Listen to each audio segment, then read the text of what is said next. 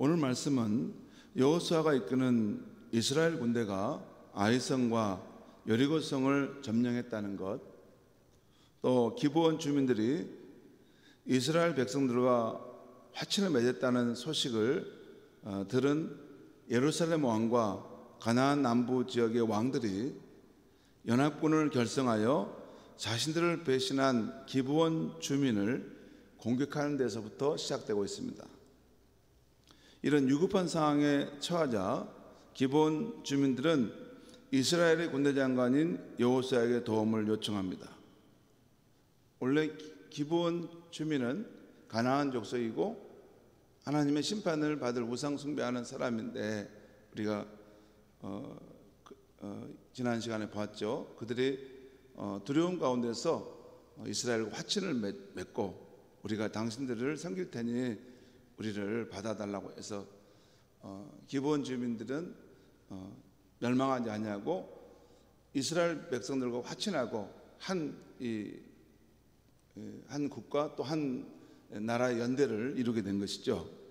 자, 이런 상황인데 원래 이 기브온 주민은 그쪽 예루살렘 왕과 그 가나안 남부 지역에 속했던 그런 땅이었는데, 기브온 주민들이 이렇게 자신들을 배신했다고 해서 지금 예루살렘 왕과 가나안 남부 지방의 왕들이 연합군을 결성해서 이 기브온 주민들을 이렇게 공격했던 것이죠.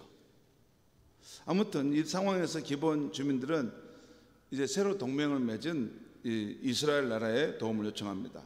이에 여호수아는 모든 군사들과 용사들을 이끌고 즉각 기브온 주민들을 구하기 위해서 참전하죠. 여호수아 9장에서 기브온이 이스라엘과 맺은 화친 조약은 우리나라가 미국과 맺은 한미 동맹과 비슷한 성격의 조약이라 할 수 있을 것입니다. 그러니까 함께 이제 앞으로 우리가 동맹을 맺고 서로를 우호적으로 도운데 외적의 침을 받으면 서로 지켜줍시다. 그래서 지금 여호수아와 이스라엘 군대가 참여하고 있는 것이죠.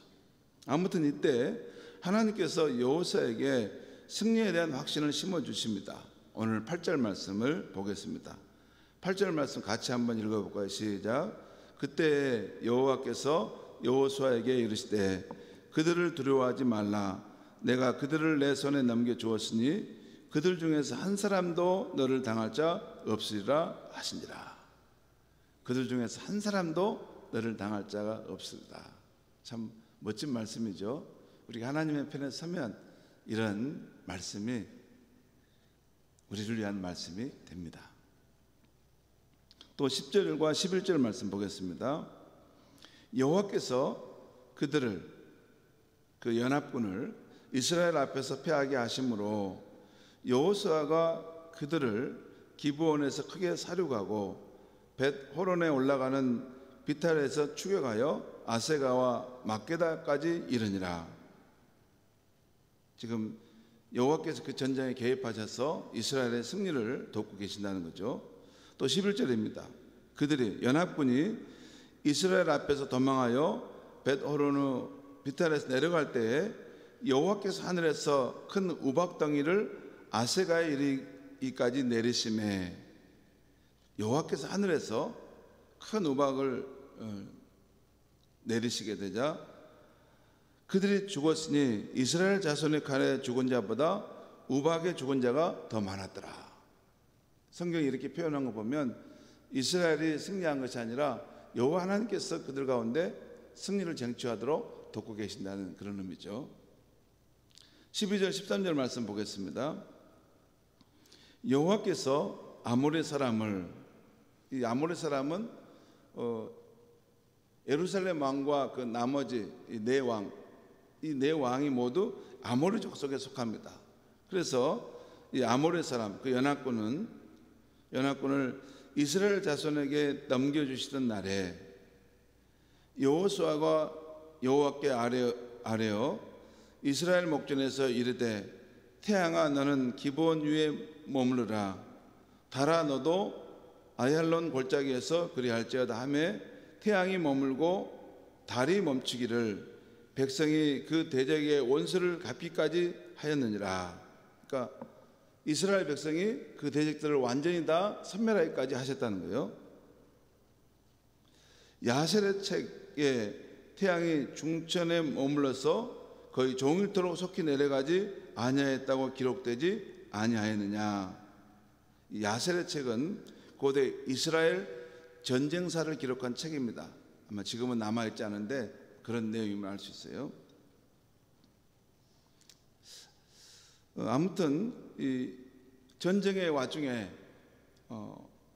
이게 그 당시는 밤이 되면 뭐 불이 어디 있겠습니까?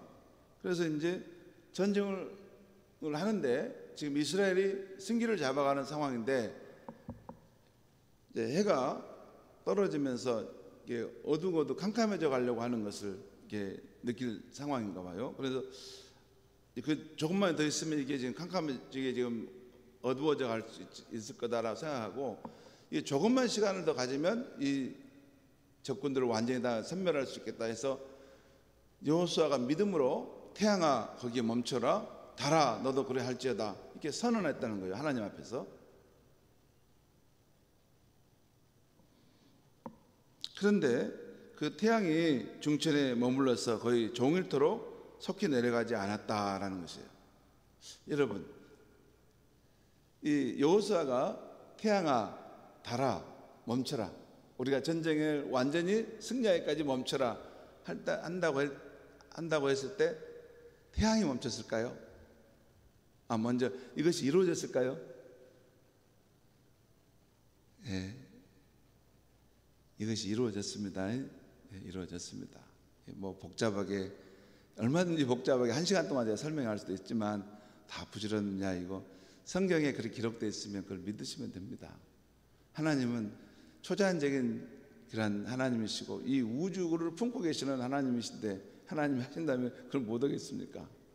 그런데 여기서 한 가지 태양아 멈춰라 달아 멈춰라 라고 할 때 여러분 태양이 진짜 멈췄을까요? 태양이 멈추는 게 아닙니다.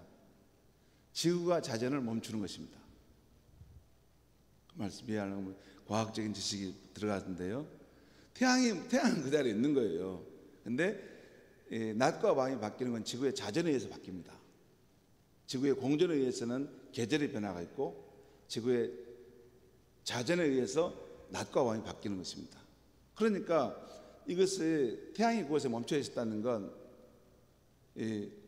지구의 자전이 하루 정도 머무르고 있었다는 그 자리에 움직이지 않고 그 이야기입니다. 자, 14절 말씀을 또 제가 읽겠습니다. 여호와께서 사람의 목소리를 들으신 이 같은 날은 전에도 없었고 후에도 없었나니 이는 여호와께서 이스라엘을 위하여 싸우셨음이니라. 여호와께서 이스라엘을 위하여 싸우셨다는 것이죠. 성도 여러분, 오늘 말씀은 이스라엘 군대를 위해 싸우시는 여호와 하나님의 모습이 나옵니다. 여호와 하나님은 적들이 이스라엘 군대 앞에서 피하게 하셨다는 말씀이 나오고 또한 인간 이성을 뛰어넘는 초자연적인 방법을 써서 이스라엘이 대승을 거두게 하신 것이 나옵니다. 초자연적인 방법은 하나는 하늘에서 큰 우박이 떨어져서 적군들이 피하게 하신 것이고 또 하나는 여호수아의 믿음의 기도에 응답하셔서 적들을 섬멸하기까지 태양과 달을 멈추게 하신 것입니다. 여러분, 지금 미국 LA 지역에 대형 산불이 나서 수많은 사람들이 큰 고통을 당하고 있습니다. 피해액이 73조 원에 이르고 주민들이 18만 명이 지금 대피하고 있는 상황입니다. 그런데 그 큰 대형 산불을 진화하려고 하는데 그 방법이 속수무책이라는 것입니다. 무엇을 써도 지금 타오르는 불길을 잡을 수 없을 만큼 거세게 불길이 이동하고 있다는 것이에요. 다른 방법이 있다면 하늘에서 큰 비가 와주든지 그 불고 있는 강풍이 지금 헤리케인급 강풍이 지금 불고 있다 그래요. 그것이 수그러들든지, 그래야지 불길을 잡을 수 있답니다. 예, 제가 뉴스를 정확하게 보고 내가 말씀드린 거예요. 그런데 여러분, 그것을 누가 할 수 있을까요? 창조주 하나님께서 개입하시면 되죠. 오늘 말씀을 준비하면서 하나님께서 하늘에서 비를 내려주시든지 강풍의 기세를 잡아주시든지 해서 그 산불을 잡아주시기를 기도하는 마음을 가졌습니다. 이 말씀을 준비하면서 하나님께서 하나님의 이 역사하심은 우리 인간의 어떤 법칙도 있지만 하나님은 그 법칙을 뛰어넘어도 할 수 있는, 하나님 모든 세계를 주관하시는 분이기 때문에 하나님이 하시고자 하시면 그곳에 비가 올 것이고 또 강풍의 기세를 잡아주셔서 그 산불이 잦아들고 아마 다시 이렇게 정상으로 돌아가지 않을까. 여러분이 기도하실 때 그런 기도를 또 해드리면 좋겠습니다. 왜냐하면 미국은 고마운 나라이지 않습니까? 우리나라가 이게 어려울 때 크게 도와준 나라인데 산불이 잘 잦아들도록 하나님의 역사하심이 있도록 또 함께 기도하면 좋겠습니다. 성도 여러분, 여러분은 하나님께서 인간의 삶에 개입하셔서 때때로 기적을 일으키신다는 사실을 믿으십니까? 이건 근원적인 신앙에 대한 물음입니다. 이게 성경에 나왔으니까 그렇게 기록됐는가 보다 이렇게 생각하는 것은 그건 믿는 게 아닙니다. 진짜 믿냐 그 말입니다. 하나님께서 인간의 삶에 개입하시는 기적의 역사는 꼭 이런 자연적인 현상만이 아닙니다. 전쟁의 방향을 승리로 이끄시든지 또는 파산 직전에 회사를 살려내시든지 또는 치료의 소망이 없는 사람의 몸과 마음을 기적적으로 치유하시든지 또는 위기에 처한 나라 공동체를 오히려 어떤 계기로 전화위복으로 일으키시든지. 성경을 보면 우리가 믿는 하나님은 천지 만물의 주님으로서 전쟁의 승패와 한 개인의 운명과 한 나라의 흥망성쇠를 주장하시는 분임을 분명하게 보여줍니다.